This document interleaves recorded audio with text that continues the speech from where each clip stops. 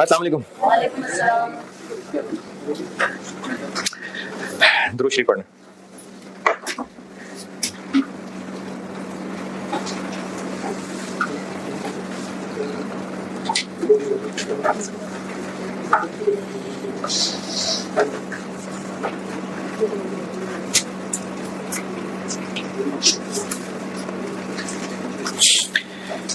Direct material बताया था कल और डायरेक्ट लेबर बताता हूँ।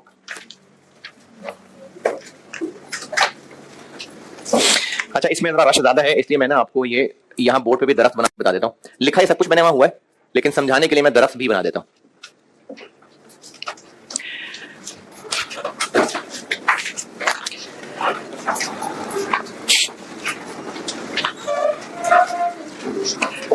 एक रिकैप, स्पेशल ऑर्डर ये है कि जो इस बिजनेस का रेगुलर काम नहीं है उससे कुछ डिफरेंट अभी इस पर काम आया है, तो हम उसके कितने पैसे चार्ज करें या जितने पैसे वो ऑफर कर रहा है तो उसके हिसाब से इसको हाँ करें या ना, कौन सी कॉस्ट कंसिडर करनी है, रेलेवेंट कॉस्ट। ये अगर रेलेवेंट कॉस्ट कंसिडर की तो हम थोड़ी प्राइस चार्ज कर रहे होंगे कस्टमर को, है ना? क्यों? क्योंकि हम एग्जिस्टिंग खर्चे डालने की बजाय सिर्फ एक्स्ट्रा वाले खर्चे डालेंगे। ये मुझे ना वो एक स्टूडेंट ने सवाल पूछा, इसलिए मैं आपसे भी शेयर कर रहा हूँ। स्टूडेंट ने जीडी में पूछा कि इस तरह तो फिर हम कम कमाया करेंगे, तो हम सारे खर्चे ही डाल लें, क्यों नहीं डाल लेते? कोई मना तो नहीं है। तो हाँ, जिन कस्टमर्स ने रेट पे तंग नहीं करना ना, तो उनसे तो 500 करोड़ चार्ज कर लें, दफा करो रेलेवेंट कॉस्टिंग। ये सिर्फ और सिर्फ बिजनेसेस के लिए उन सिचुएशंस में बनाया हुआ टॉपिक है जिसमें कस्टमर जो काम हमारे पास लेके आया है वो ज्यादा पैसे नहीं देने को तैयार, हम उसको छोड़ना भी नहीं चाह रहे, नुकसान भी नहीं उठाना चाह रहे, तो फिर रेलेवेंट कॉस्ट कंसिडर होती है। वरना ये कोई मजबूरी नहीं है बिजनेस के लिए कि अगर उसको कोई वन ऑफ काम आ गया है तो उसे कमा नहीं सकता। प्रैक्टिकली कोई मजबूरी नहीं है, गुना नहीं मिलेगा उसको। अगर किसी बिजनेस को कोई स्पेशल वन ऑफ काम आया, चलो वही मैंने मिसाल दी थी कि स्कूल वालों ने चेयर्स का ऑर्डर दिया है, तो अगर चाहें तो उनसे अपने रेगुलर बिजनेस से ज्यादा कमा लें, बल्कि अगली 7 नस्लों को भी पैसा कमा लें, कोई मसला नहीं है, लेकिन वो दे तो सही ना। तो अगर कस्टमर ना पैसे देने वाला हो, उन सिचुएशंस के लिए ये टॉपिक बनाया हुआ है, ठीक है? ऐसा नहीं है कि बिजनेस क्यों ना कमाए, बेचारा क्यों ना कमाए, कमा ले, लेकिन जो कस्टमर्स नहीं देते हैं पैसे, ये उनके लिए बनाया हुआ टॉपिक है जो हम लोग पढ़ रहे हैं। तो अगर किसी को बिजनेस की फिक्र हो रही है कि बेचारा बिजनेस क्या करेगा, तो ये बिजनेसेस सबके लिए लाजमी नहीं है कि वो रेलेवेंट कॉस्ट के ऊपर प्राइसिंग करें। ये सिर्फ बिजनेसेस के लिए बनाया हुआ टॉपिक है कि जहां पर कस्टमर नहीं पे कर रहा ज्यादा, तो फिर वो कम से कम उतने खर्चे तो पूरे करे ना जो उसको एक्स्ट्रा पड़ने। ये इस सेंस में है टॉपिक। डायरेक्ट लेबर, जो इस प्रोजेक्ट, इस जॉब के लिए लेबर चाहिए, उसकी रेलेवेंट कॉस्ट निकालने लगे। इसके मैंने बांटे में पहले 2 हिस्से। एक को मैं कह रहा हूं परमानेंट लेबर, लेकिन परमानेंट लेबर से मेरा हरगिज ये मतलब नहीं है कि ये सैलरीड एम्प्लॉइज की बात हो रही है। वो तो फिर लेबर ही नहीं होगा, वो तो डायरेक्ट लेबर ही नहीं होगा, वो तो प्रेफरेंस बन जाएगा। तो कॉस्ट में प्रोडक्शन के वर्कर्स जो होते हैं ना, वो सैलरीड नहीं होते, वो परारी होते हैं। परमानेंट से मुराद, वर्ड परमानेंट क्यों को खास लिफ्ट नहीं कराना, परमानेंट से मेरी मुराद ये है कि labour has been hired for a specific time for which company will pay। यानी हमने वर्कर को ऑलरेडी हायर किया हुआ है कि 2023 में हम आपको 200 घंटे कम से कम आपसे काम लेंगे, उसके पैसे हम आपको देंगे, और अगर काम ना ले सके तो फिर भी 200 घंटों के पैसे आपको देंगे। इसको मैं परमानेंट लेबर कह रहा हूं। लेबर को हायर कर लिया है एक स्पेसिफाइड टाइम के लिए, जिसके लिए कंपनी विल पे, ये तय हो गया हुआ है। इसकी अंग्रेजी कुछ और लिखनी है, कुछ और लिख लें, उर्दू लिखनी है उर्दू लिख लें। इससे मेरी मुराद यह है कि हम जिस वर्कर से काम लेना चाह रहे हैं, उस वर्कर को हमने ऑलरेडी हायर कर लिया हुआ है, एक टाइम पीरियड उससे तय कर लिया हुआ है, और उसको पैसे देने ही देने हैं। ये अगर इस अंग्रेजी से नहीं समझ आता कोई बात नहीं, आप उर्दू लिख लें, पंजाबी, पश्तो, जैसे मर्जी लिख लें, कुछ ऐसा लिख लें जो आपको समझ आए।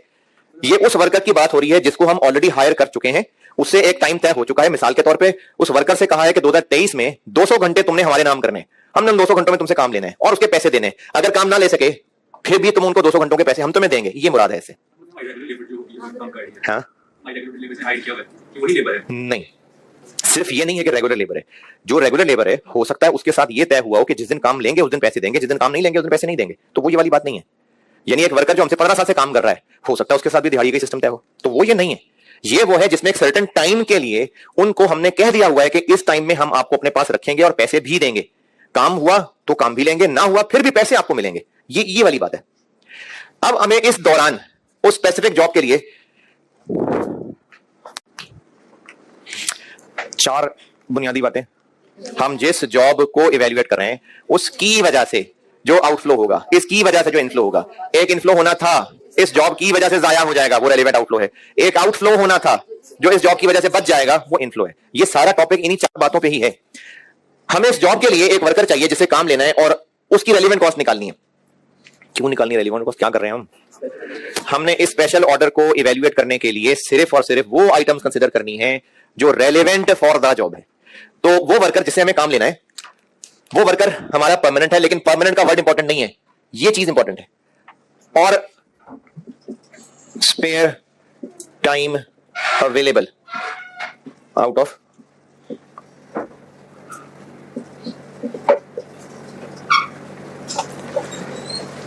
इसका क्या मतलब है? जो इसके पेड आवर्स हैं, यानी इससे तय किया हुआ है कि इस साल में तुमसे 200 घंटे हमने काम लेना है, 200 घंटों के तुम्हें पैसे देने हैं, अगर ना काम ले सके तो भी देने। उन 200 में से उसके पास फ्री टाइम अवेलेबल है, और हम जो नया काम इससे करवाना चाह रहे हैं 20 घंटे चाहिए उसके लिए, तो उसके पास इनमें से 20 घंटे हैं अवेलेबल।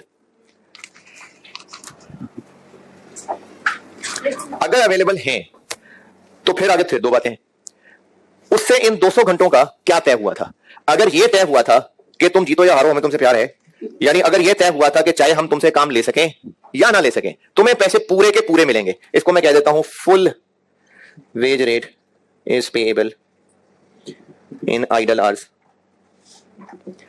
यानी अगर हमने वर्कर को 200 घंटों के लिए 2023 में बुक किया हुआ है और मिसाल के तौर पे उसको कहा हुआ है कि तुम्हें 300 रुपए पर आवर मिला करेगा, अब चाहे वो उन 200 घंटों में काम कर रहा हो चाहे ना कर रहा हो। अच्छा, ऐसा नहीं कि वो बदमाशी है कि मैं नहीं कर रहा काम, हम ना काम ले पा रहे हो तो उसको उन फारिग घंटों में भी पूरे के पूरे 300 ही देने हैं।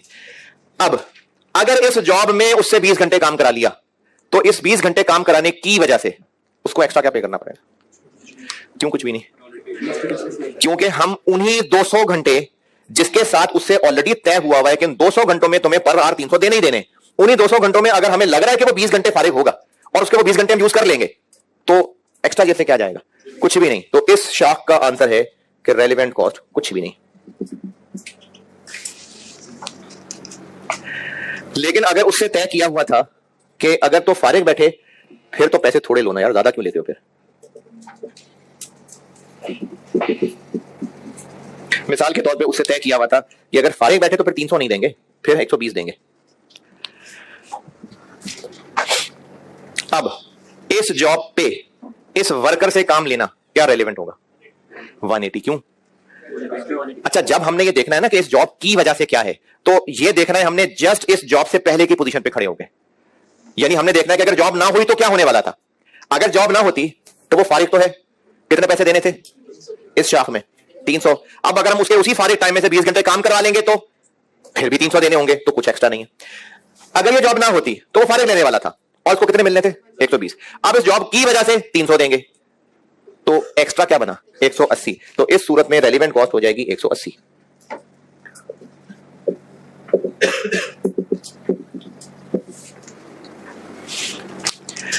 ये बात दोबारा, जो हमें इस जॉब के लिए वर्कर चाहिए वो वर्कर हमारे पास ऑलरेडी हायर्ड है, हमने उससे ऑलरेडी एक टाइम पीरियड के लिए तय किया हुआ है रेट के इतने घंटे तुमने हमारे पास रहना है, हम तुम्हें पैसे देंगे चाहे हम तुमसे ना भी काम ले सके। और जितने घंटे उससे तय किए हुए हैं हमें लग रहा है कि इस जॉब के लिए उसके पास उनमें फ्री टाइम अवेलेबल होगा। जैसे मिसाल के तौर पे अगर अभी इस वक्त अगस्त के महीने की मिसाल लें और कॉलेज ने किसी टीचर को फॉर अगस्त हायर किया हुआ है कि आपको हमने अगस्त में जैसे 50 आवर्स के लिए हायर किया हुआ है, जो 150-200 रुपए पर आवर है वो मैं आपको देने ही देने हैं। अब इस अगस्त के महीने में क्योंकि सेशन खत्म हुए हैं तो स्पेयर टाइम अवेलेबल होगा टीचर के पास, तो इस दौरान अगर आईकैप वाला वो जो 2 दिन वाली वर्कशॉप की मिसाल दी थी, तो उस दौरान अगर इसी टीचर को pack as a trainer use करना चाहे तो उनके पास फ्री टाइम अवेलेबल है ना। फ्री से मुराद है जी शाम 6 बजे के बाद क्या कर रहे हैं? फारिग है ना, आ जाना।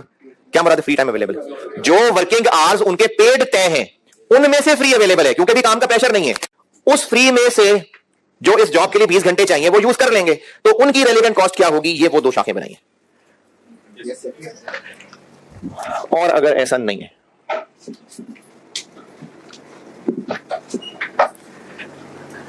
स्पेयर टाइम अवेलेबल नहीं है, मतलब 24 के 24 घंटे बिजी है, क्या मतलब स्पेयर टाइम अवेलेबल नहीं? वो जो पेड आवर्स जिनमें उससे रेट तय है उसमें से फ्री अवेलेबल नहीं है। तो फिर हैं 2 बातें। या तो वर्कर से कहेंगे थोड़ा और टाइम निकाल ले यार। तो अब इस जॉब की वजह से क्या होगा, अब वो जितना ओवर टाइम आके काम करेगा उसके जो पैसे होंगे वो रेलिवेंट है। ओवर टाइम प्रीमियम कह रहा हूं, नहीं, जो भी ओवर टाइम के उसके पैसे होंगे, जो भी कॉस्ट ऑफ ओवर टाइम होगी वो रेलिवेंट है। भाई कुछ समझ आ रहा है? रेलिवेंट कॉस्ट जो इस जॉब की वजह से एक्स्ट्रा पढ़ना है वो हम लोग इधर लेबर में रेलिवेंट कॉस्ट दे रहे हैं। तो अगर वो इन एग्रीड पेड आवर्स में बिजी है, उसमें अवेलेबल टाइम नहीं है, तो उससे पूछ लेंगे और टाइम दे दे। अगर तो अगर वो दे देगा तो उस एक्स्ट्रा टाइम के जो पैसे देंगे वो इस जॉब की रेलिवेंट कॉस्ट है। और अगर वो कहता है नहीं भाई मैं नहीं कर सकता काम, तो कहेंगे जा दफा फिर, नहीं, काम उसी से लेना, क्योंकि हम इस वक्त बात ही उस बंदे की कर रहे हैं जिससे ये जॉब करवानी है, उस बंदे ही की बात हो रही है। ओवर टाइम नहीं कर पा रहा, काम बिजी है, तो बोनस देंगे तो वो बोनस किस बात का देंगे कि और टाइम लगा ले, नहीं है ना, नहीं लगा सकता और टाइम। तो फिर वो हमारे पास बिजी है तो कोई काम कर रहा है ना। अब अगर वो काम हमारे पास ही किसी जगह कर रहा है लेकिन चाहिए वही बंदा, तो फिर हो सकती हैं दो बातें। और अब इतनी सारी जगह यहां नहीं है तो मैं इसको वैसी जबानी बोल के आपको बुक से पढ़ा देता हूं। अगर शुरू से जो वर्कर हमें इस जॉब के लिए चाहिए वो हमारे पास for a time already hired है, जिसके पैसे उसको देने ही देने, अगर उसके उसी पेड एग्रीड टाइम में से कुछ फारिग अवेलेबल है जिसमें हम ये जॉब करवा पाए, तो फिर दो बातें। अगर फारिग बिठा के भी पूरे पैसे देने ही तय किए हुए थे तो इस जॉब की वजह से उसको कुछ भी एक्स्ट्रा पे नहीं होगा, इसलिए रेलिवेंट कॉस्ट जीरो। लेकिन अगर उसको रिड्यूस्ड रेट तय किया हुआ था तो अब क्योंकि वो फारिग नहीं बैठा होगा, काम कर रहा होगा जॉब की वजह से, तो जो डिफरेंस है वो रेलिवेंट है। लेकिन अगर वो बंदा ऑलरेडी हायर्ड है और उसके पास टाइम नहीं है तो फिर उससे पूछेंगे ओवर टाइम लगा सकता है, हाँ जी लगा सकता है, तो जितने ओवर टाइम के पैसे देंगे वो रेलिवेंट है। लेकिन अगर ओवर टाइम भी नहीं लगा सकता, बंदा भी वही चाहिए, कहां बिजी है, हमारे पास कोई और काम कर रहा है, तो उसको फिर हम उठवा लेंगे, मतलब उस काम से उठवा लेंगे, उसको हम उस काम से उठवा लेंगे। तो अब जब उस काम से उठवाएंगे तो फिर दो बातें, या उसकी जगह किसी और को बिठाएंगे, तो रेलिवेंट कॉस्ट क्या होगी, जो उस किसी और पे करे थे, जो अब उस किसी और को पे करेंगे।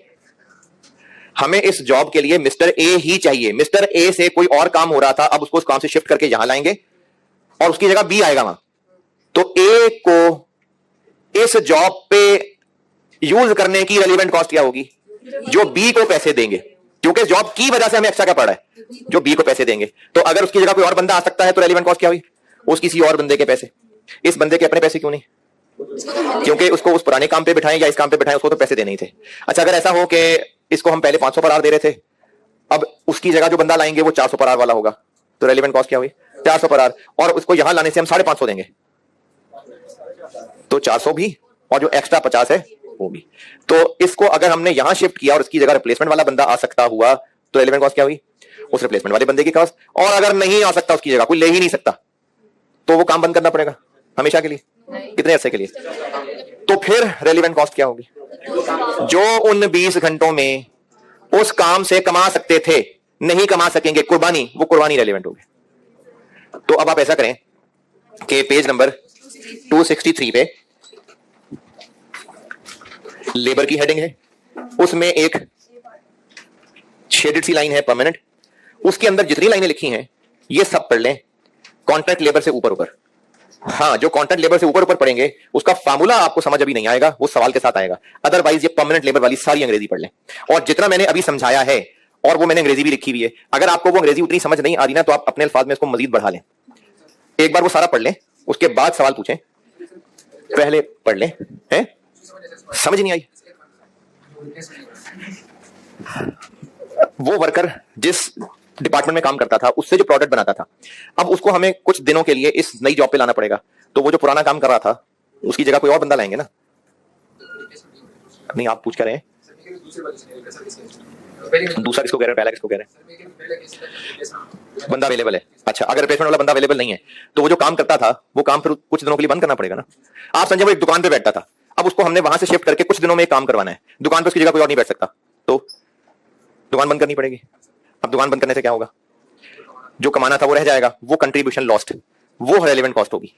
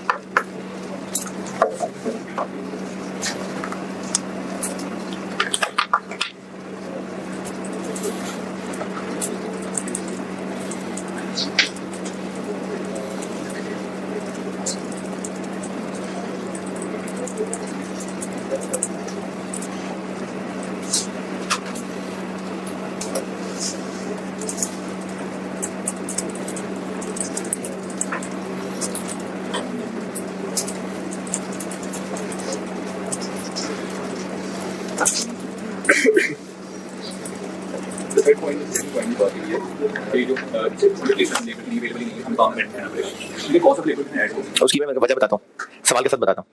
ये जो सबसे आखिरी लाइन है, इसमें मैंने ये जो plus cost of this labour लिखा हुआ है, इसकी वजह भी सवाल के साथ समझाता हूँ। और इसकी जब वजह समझा लूंगा तो सेम वजह होगी जो कल मैंने मटेरियल की वजह नहीं समझाई थी, तो वो मैं आपको लेबर के साथ अभी सवाल में समझाता हूँ।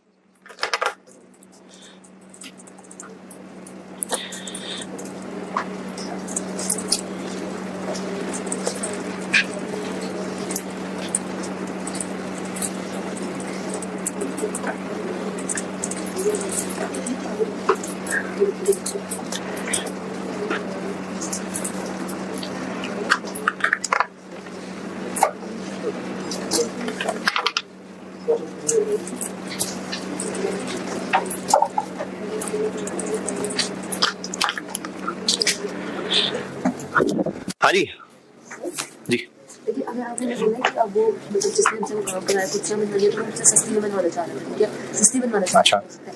अब हम ये बिजनेस को बंद कर रहे हैं, हो सकता है कि बिजनेस नहीं बंद करके मतलब वो जो स्पेसिफिक काम बंद कर रहे हैं ना, हम हो सकता है उससे ज्यादा मार्जिन प्रॉफिट कमा रहे हो। पर अगर हम जो है रेलेवेंट कॉस्ट इस बिजनेस का जो हमें बंद करने से बिजनेस नहीं मसला हो रहा। हाँ ठीक है समझ गया। आगे तो सर इस तरह तो उसकी रेलेवेंट कॉस्ट ज्यादा भी हो सकती है। ये मैं आपको अगला सवाल अभी कराता हूँ ना, फिर उसमें पूछिएगा जब फिगर सामने आएंगे। किसकी? रिड्यूस वेज जो डिस्प्लेबल दफा करें, अभी सवाल कराता हूँ फिर पूछ लेना। पढ़ लिया? अगर ये परमानेंट लेबर नहीं है, कॉन्ट्रैक्ट लेबर, लेकिन फिर बता रहा हूं कॉन्ट्रैक्ट या परमानेंट नाम इंपॉर्टेंट नहीं है, बात यह है कि अगर तो वर्कर्स के साथ कुछ कॉन्ट्रेक्चुअली आवर्स तय कर लिए हुए हैं कि इतने घंटों के पैसे देने हैं, तो ये सारा कुछ था। और अगर ऐसा नहीं तय किया हुआ तो इसको मैं ये कह रहा हूं, यानी काम लेंगे तो पैसे देंगे, नहीं लेंगे तो। इस सूरत में जिस तरह के लोग हमें चाहिए, मिस्टर एबीसी नहीं कह रहा, बस जिस स्किल का वर्कर चाहिए वो अवेलेबल है। सफिशिएंट लेबर इज अवेलेबल, मतलब कहीं भी अवेलेबल है। मजदूर चाहिए है, चौक पे चले जाए मजदूर खड़े होंगे, अवेलेबल हैं। जिस स्किल का बंदा चाहिए वो है अवेलेबल। तो इस सूरत में रेलेवेंट कॉस्ट क्या होगी? जो उसको पे करेंगे। तो इस सूरत में रेलेवेंट कॉस्ट होगी जो भी उसको पे करेंगे, जो भी उसकी कॉस्ट होगी वो रेलेवेंट है। लेकिन अगर नहीं है बंदे अवेलेबल, मतलब दुनिया में कोई है ही नहीं वैसा, हमने कोई बहुत अजीब सा काम सोच लिया है, लेकिन मार्केट में नहीं है अवेलेबल, तो कहां से लाएं? फिर है ही नहीं अवेलेबल। अच्छा, अगर किसी और कंपनी में काम कर रहे हैं और वहां से ला सकते हैं तो बस अवेलेबल हैं, फिर यही है। अवेलेबल का मतलब यह है कि जैसे हमें कोई मशीन का हेल्पर चाहिए, हमारी फैक्ट्री में भी ऐसा बंदा कोई नहीं है, पुल के नीचे जाके देखें वहां भी नहीं है सर, फलाने बाजार में जी वहां भी नहीं है। हाँ, ये ना 7 फाटक है ना, तो वो ब्रिज के नीचे कुछ मजदूर खड़े होते हैं, तो मैंने वो मिसाल दे दी थी पुल के नीचे। अदरवाइज पुल के नीचे में कोई टेक्निकलिटी नहीं है, मैंने वैसे ही इस इलाके में जो हॉस्टल में रहते हैं मैंने इसकी मिसाल पुल के नीचे की दे दी थी। दफा करें पुल, किसी जगह पर जो मजदूर अवेलेबल हुआ करते हैं वहां भी नहीं है अवेलेबल। किसी ने बताया जी फलानी फैक्ट्री में लोग काम कर रहे हैं, उनको अच्छा रेट देंगे तो आ जाएंगे, तो फिर है अवेलेबल। इसका अंदर है अवेलेबल, इसका मतलब है कि नहीं है अवेलेबल, दुनिया में ही मौजूद नहीं है। हमारे पाकिस्तान में जो भी पॉसिबल प्लेसेस है ना, उनको मैं कह रहा हूं अवेलेबल। अरे इतनी बड़ी तो साइंस ही नहीं थी। सफिशिएंट लेबर इज अवेलेबल का मतलब है कि अगर हम इस स्किल के लोग ढूंढेंगे तो मिल जाएंगे, ठीक है, और इधर नहीं मिलेंगे। अच्छा, अब नहीं मिलेंगे तो हमने को बहुत ऐसा अजीब सा वर्कर तो नहीं सोच लिया होगा जो है ही नहीं दुनिया में, बाहर से नहीं मिल रहे, हमारी फैक्ट्री में ही इस तरह के लोग कर रहे हैं काम। और नॉट अवेलेबल का मतलब है कि उनके पास टाइम नहीं है, बिजी हैं। अब जब बिजी हैं और हमारे ही पास काम कर रहे हैं तो लूडो खेलने में बिजी हैं, हमारा ही कोई काम कर रहे हैं, तो यहां पर फिर बिल्कुल सब कुछ वही है जो ये है। कौन किसी और कंपनी में थे? अरे नहीं भाई, मैं ये शुरू से बताता हूं, वो बीच में ना पुल से बातें निकल गई थी, मैं बिल्कुल शुरू से बताने लगा, ये बात बिल्कुल जीरो से बता रहा हूं। हमें इस काम के लिए वो वर्कर्स चाहिए, हेल्पर्स टाइप, जो जब भी हमें चाहिए हो हम उनको हायर कर लिया करते हैं और पैसे दे दिया करते हैं, नहीं चाहिए हो तो नहीं पैसे देते। ये उस तरह के वर्कर्स की बात हो रही है। ये शाख ये है कि हां इस तरह के वर्कर्स हैं अवेलेबल। चले, पैक ने कोई टेस्ट लेने हैं, उनकी मार्किंग करवानी है, उनके लिए कैफ पास स्टूडेंट्स चाहिए, तो यहां बाहर दरवाजे पे बैठे होंगे? नहीं, फॉर्म्स में अवेलेबल है, फोन करके पूछेंगे, एक दो लड़कों से कहेंगे टीएस को, वो ले आएंगे, मतलब अवेलेबल हैं। उनको कहते हैं कि जितने पैसे पर पेपर मिलेंगे तो अवेलेबल है। ये मुराद है कि अवेलेबल हैं। इससे मुराद है कि नहीं अवेलेबल नहीं है, हमें अपने ही पास जो टीएस मौजूद हैं उनसे काम चलाना पड़ेगा। और वो जो अपने ही पास टीएस मौजूद है वो बिजी, कहां बिजी होते हैं, बिजी हैं बिजी। तो अब वो एग्जिस्टिंग पैक में जो टीएस मौजूद हैं उन्हीं से अगर हमने वो आईकैप के सेमिनार वाली असाइनमेंट में कुछ काम लेना था, तो अब वो टीएस हैं लेकिन बिजी हैं। ये मुराद है मेरी इस शाख से। तो उनको अगर उस 2 दिन के सेमिनार में यूज करना है तो क्या हल है? जो काम वो अभी कर रहे हैं वहां से शिफ्ट करना पड़ेगा ना। तो ये एग्जैक्टली यही वाली बातें हैं। मैंने ये 2 केसेस सिर्फ और सिर्फ इस एरिया के लिए मेनली बनाए थे। ये बिल्कुल यही वाली बात। तो इसलिए आप कॉन्ट्रैक्ट लेबर सारा पढ़ लें, सेम कॉपी पेस्ट मैंने नीचे दोबारा किया हुआ है, कॉन्ट्रैक्ट लेबर वाला दोबारा पढ़ लें। क्या नहीं, 2 बातें हो गई ना। हमारे पास वो जो काम कर रहे हैं उनको अगर उस काम से इस जॉब पे लाएंगे तो उस काम का क्या होगा? या तो कोई और बंदा आ सकेगा, वो काम संभाल लेगा, टीएन आ सही कोई पीएन लगा देंगे, खैर, तो फिर उस किसी और बंदे को जो पैसे देंगे, और अगर कोई और काम नहीं संभाल सकेगा तो वो काम रोकना पड़ेगा। तो ये बिल्कुल वही 2 वाली बातें आ गई।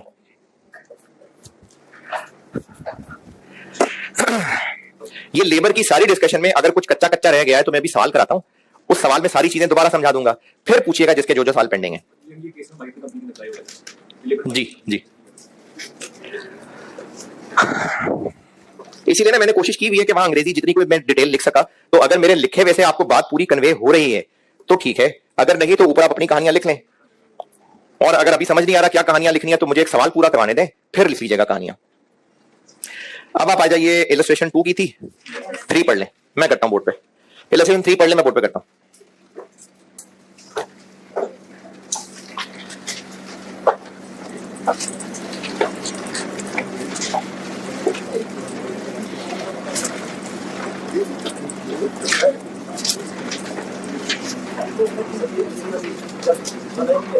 हाँ तो उसको शीट का हाँ तो जो पहले काम करना था उससे जो हमारा को लिखा है हाँ, वो आगे वो ये प्लस कॉस्ट ऑफ लेबर क्यों लिखा है? अभी मैंने ना ये इधर खड़ा था, मैंने कहा था कि मैं भी सवाल कराता हूं तो समझाता हूं।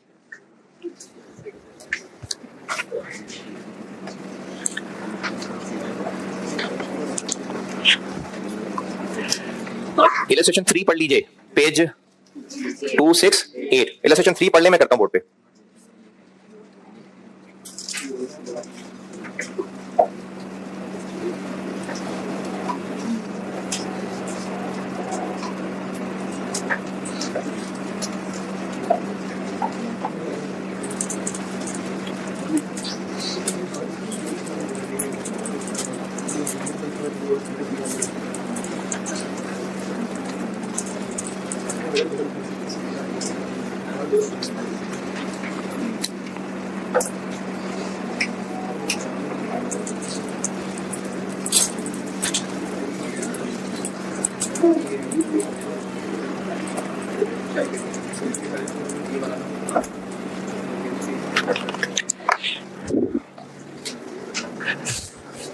हाँ भाई,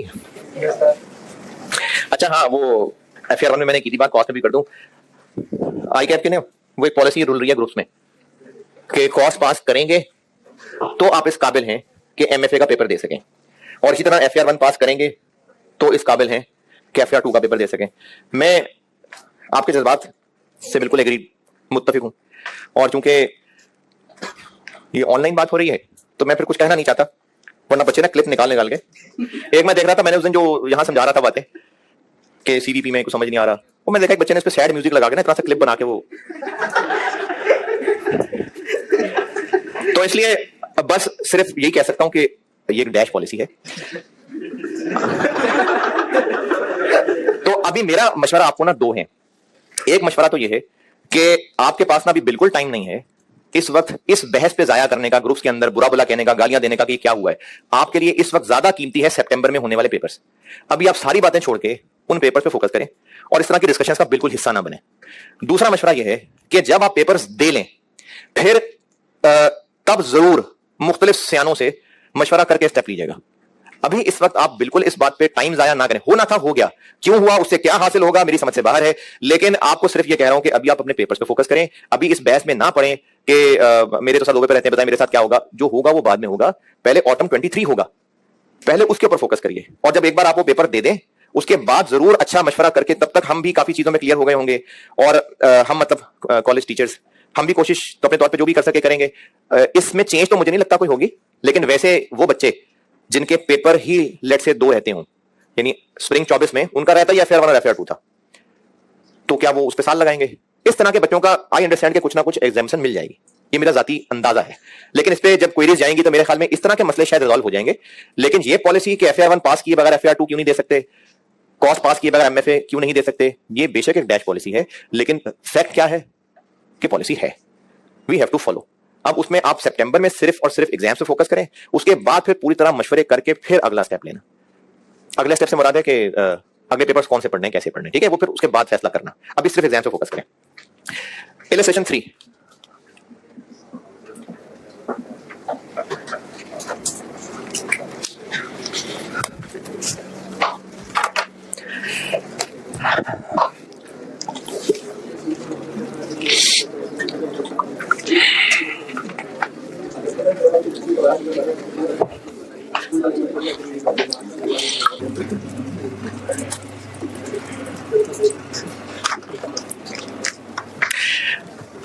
एक काम करना है कि B16 के 500 यूनिट्स बनाने हैं।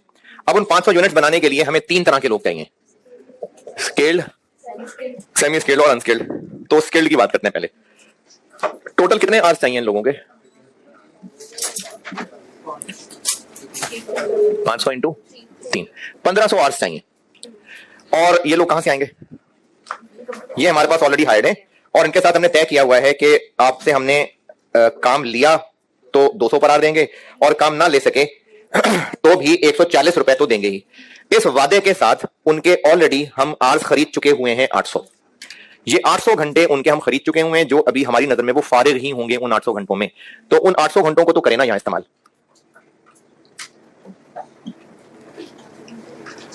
तो ये काम पूरा कर पाएंगे हम? नहीं, हमें मजीद चाहिए होंगे 700। इसके लिए वो लोग ओवर टाइम करने को तैयार है।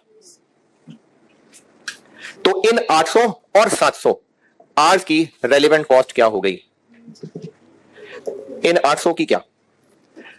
अगर ये जॉब ना होती तो इन 800 घंटों का 140 तो हम देने ही वाले थे। अब चूंकि इस जॉब में उनसे काम ले लेंगे तो पूरे 200 दे देंगे, तो इस जॉब की वजह से क्या हुआ? 60 देने पड़ेंगे। तो जो सरप्लस आवर्स हैं 800 इंटू 60 रेलिवेंट है। और जो ओवर टाइम आवर्स हैं इन 700 घंटों में जब हम इनसे काम लेंगे अगर, तो 240 पे करेंगे।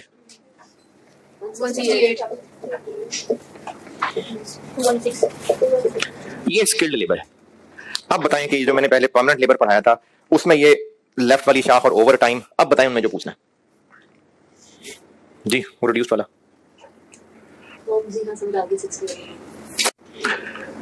हाँ भाई, परमानेंट लेबर। चले पहले आसान वाला बताता हूं, अनस्किल्ड। अनस्किल्ड के कितने आवर्स चाहिए? अनस्किल्ड कह रहा हूं 500 इंटू 5, 2500 आवर्स चाहिए। तो कहां से लाइन लोगों को अवेलेबल है, ले आएंगे जाके। तो टोटल रेलिवेंट कॉस्ट बन जाएगी 2500 इंटू 40, 1 लाख। स्किल्ड और अनस्किल्ड में पूछे जो भी मैंने सब समझाया था वो, और ये जो अभी इस वक्त काम किया है इसमें बताएं कोई जरा सी भी कंफ्यूजन जी? हाँ, अगर फारिग बिठाते तो 70% देते। हाँ, अगर ये जॉब ना होती तो क्या होता? अगर ये जॉब ना होती तो क्या हो रहा होता? अगर ये जॉब ना होती तो क्या हो रहा होता? इन 800 घंटों में इन्होंने फारिग बैठे होना था, जिसके लिए उनको 140 पे हो रहा होता। अगर ये जॉब ना होती तो ये हो रहा होता। अब इस जॉब के होने से क्या होगा? इन 800 घंटों का 200 पे किया जा रहा होगा। तो इस जॉब की वजह से क्या हो रहा है? 60। वो रेलिवेंट है। रेलिवेंट पहचानने के लिए ना आप इस पोजीशन पे गौर करें कि जस्ट ये जॉब ना होती तो क्या होता और इस जॉब के होने से क्या होगा। तो जो इस जॉब की वजह से फर्क पड़ा है वो रेलिवेंट है, इसलिए 60 रेलिवेंट है। Yes sir.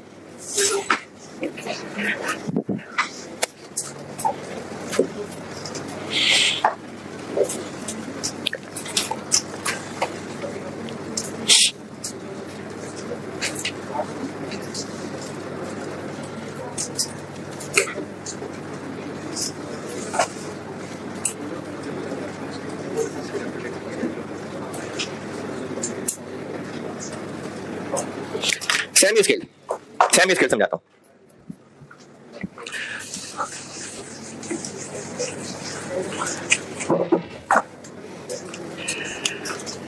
सेमी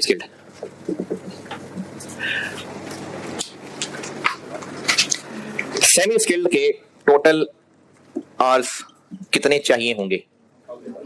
500 इंटू 2, इनके 1000 घंटे चाहिए होंगे। तो इन 1000 घंटों की इनसे काम लेने की रेलेवेंट कॉस्ट क्या होगी?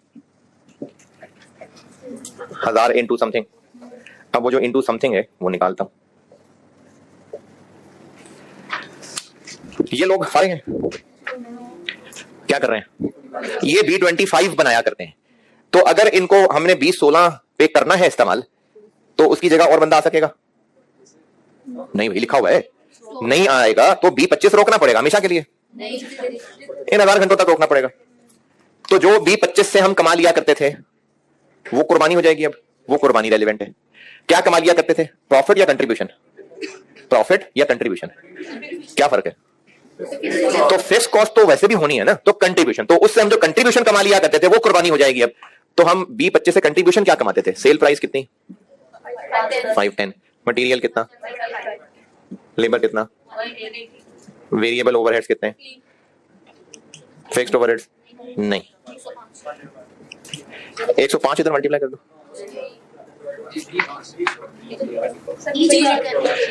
1000 hours into rupees 105 per unit कर दूं। फिर यहां मल्टीप्लाई करने के लिए क्या चाहिए? रुपीज पर आर चाहिए ना। 1000 आवर्स हैं तो इनटू रुपीज पर आर चाहिए। इसका कॉन्सेप्ट दोबारा सुने। इन 1000 घंटों में हमने उससे B16 बनवाना है। अगर इन 1000 घंटों में B16 बनवाया तो क्या कुर्बानी देनी पड़ेगी? इन 1000 घंटों में जितने उससे B25 बनवा लेते उस पे जो कंट्रीब्यूशन कमा लेते वो कुर्बान करना पड़ेगा। वो कुर्बानी रेलेवेंट कॉस्ट है। इसके लिए हमें 1000 आवर्स से कुर्बानी पर आर निकालनी पड़ेगी। ये जो 105 रुपए इससे हम कमाते थे ना, ये उस वर्कर के 3 घंटे लगते थे तो 105 कमाते थे। पर आर मेहनत से कितना कमाते थे? अब इसको हम कंट्रीब्यूशन पर यूनिट से कंट्रीब्यूशन पर आर बना लेते हैं 35 जी। एक यूनिट B25 कितने घंटे में बनता है? तो 3 घंटे की मेहनत इतना कमा के देती थी, तो पर घंटा इतना। अच्छा, अब ये लिखना नहीं, यहां पर 35 लिखना है, 105 नहीं लिखना। ये बात समझ आई? 35 यस, 105 नो। ठीक है, यहां तक ठीक है ना? मैं कह रहा हूं 35 भी गलत है। क्या गलती है इसमें? क्या खराबी है? क्या खामी है इसमें? क्या कमी है इसमें? हाँ जी, हाँ वो ऐड कर दें इसमें। क्यों? वो तो मैंने फार्मूला बनाया हुआ है, मैं तो वजह पूछ रहा हूं। मैंने कहा बड़ा कुछ इंटेलेक्चुअल बंदा बात कर रहा है। हाँ जी, ये ऐड कर दूं। फार्मूला तो हाँ ऐसे ही बनाया हुआ मैंने, लेकिन क्यों? बाद में कब कंट्रीब्यूशन होनी चाहिए? नहीं हुई। हाँ, प्रॉफिट नहीं, कंट्रीब्यूशन। हाँ, बाद में कब?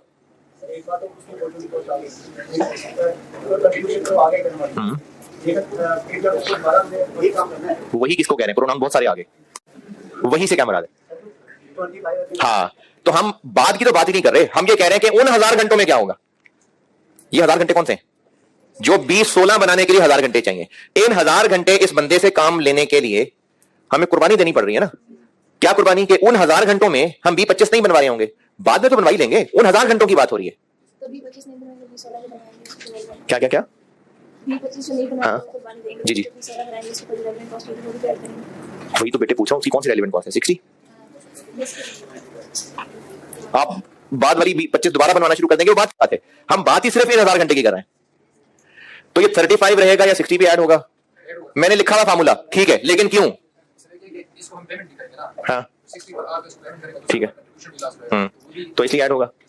हाँ जी, और कोई वजह? क्योंकि B25 के तो हम पे नहीं करें सर, जी जी, एक्स्ट्रा हम पे करें तो रेलेवेंट हो जाएगा। B25 के बाद इसमें हाँ। नहीं करेंगे सर्विस के लेवल पर। अच्छा ठीक है, और कोई?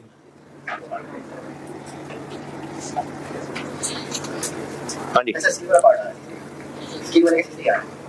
स्किल वाले का 60 आ रहा है? अरे वो 60 और है, ये 60 और है। वो मैंने ब्लैक में लिखा है, ब्लू में लिखा है। वो ये 60 वो था जो 200 और 140 का फर्क था। नहीं, वो इधर नहीं आ रहा है। वो इधर क्यों आएगा?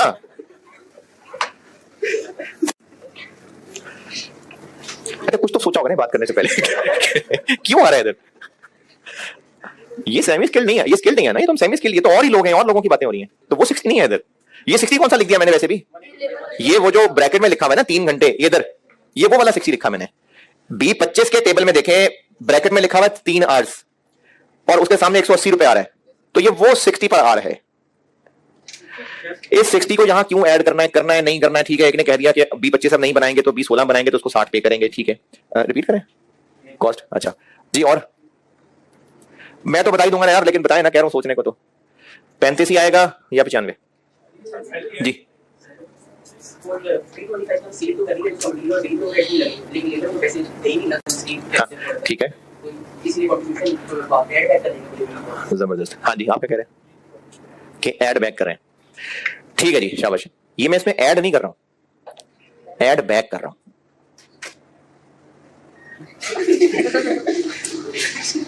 वो ये 60 मैंने ऐड नहीं किया है, ऐड बैक किया। बड़ा गहरा सेंटेंस बोला मैंने। ये 60 ऐड नहीं हो रहा, ऐड बैक हो रहा है। ये क्या साइंस है?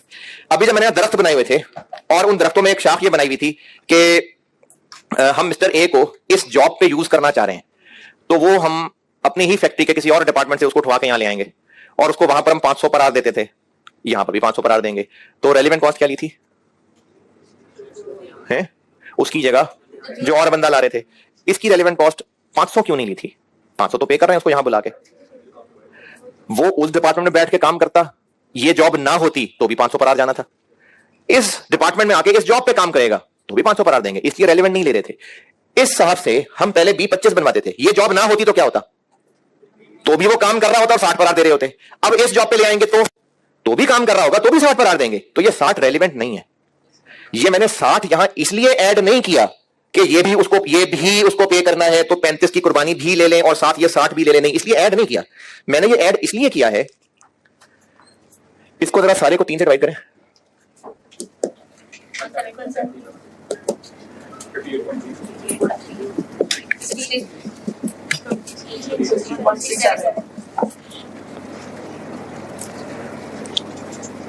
25 ये क्यों आ गया? क्यों आ गया? ये नेट करके 3 से डिवाइड कर लें या सबको 3 से डिवाइड करके ऐसे कर लें, यही आना था।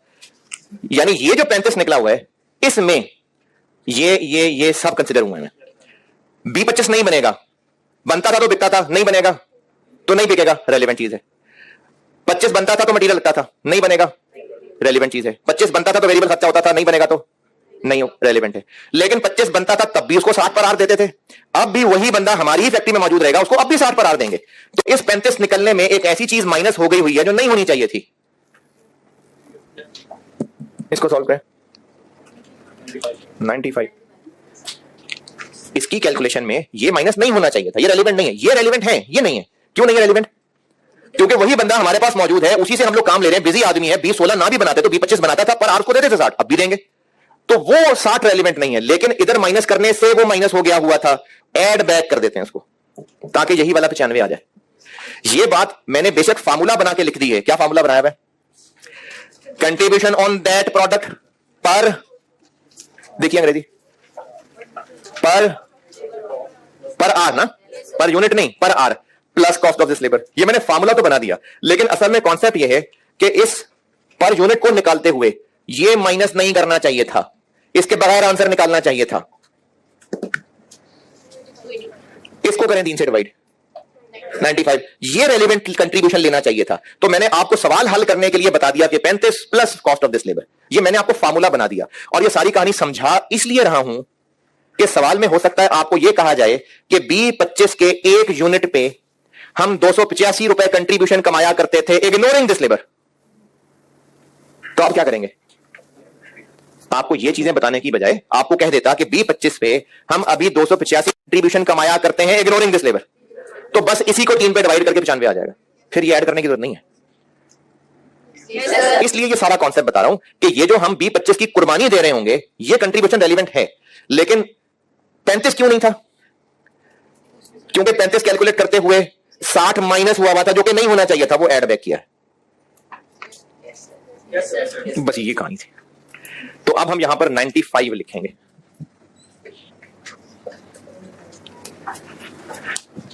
अब आप लेबर में जो सवाल पूछना चाहते हैं पूछें। लेबर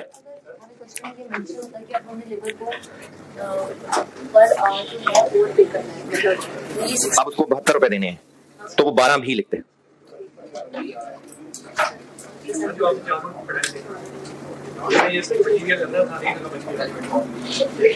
ये एक रेलिवेंट इनकम हो गई। सेल प्राइस से पैसे मिलने थे, नहीं मिलेंगे, एक रेलिवेंट कॉस्ट हो गई। ओवरहेड लगने थे, नहीं लगेंगे, एक इनकम हो गई। नेट कॉस्ट आ गई, तो हाँ रेलिवेंट कॉस्ट है 95। हाँ तो भी लगना था, इसलिए वो इररेलेवेंट है। तो वो इररेलेवेंट है इसलिए नहीं लिया। यहां क्यों ऐड कर दिया? क्योंकि 35 की कैलकुलेशन में वो माइनस हो गया हुआ है, इसलिए ऐड बैक किया। अच्छा एक और बात बताता हूं, इस सवाल में फिक्स्ड ओवरहेड्स कितने हैं? 30। तो 510, 175, 180, 50, 30, 75 को 3 से डिवाइड करें, 25। अब हम इसको रेलिवेंट कुर्बानी इसलिए नहीं कहेंगे, इसमें 60 लेस हुआ है, नहीं होना चाहिए था, ऐड बैक कर दें। फिक्स्ड ओवरहेड्स का 10 पर आर कर लिया, नहीं होना चाहिए था, वो भी ऐड बैक कर दें। तो ये 60 हम ऐड नहीं कर रहे, ऐड बैक कर रहे हैं, क्योंकि वो लेस हो गया है जो कि रेलिवेंट नहीं है, नहीं होना चाहिए था, इसलिए इसमें ऐड बैक कर रहे हैं। अच्छा अगर तो कुछ कुछ आया है ना समझ, तो ये हल्की आंच पे रखा रहने, पक जाएगा, आस्ता आस्ता प्रैक्टिस होगी तो ये पकेगा। लेबर में अभी फिलहाल कुछ पूछना है तो पूछें।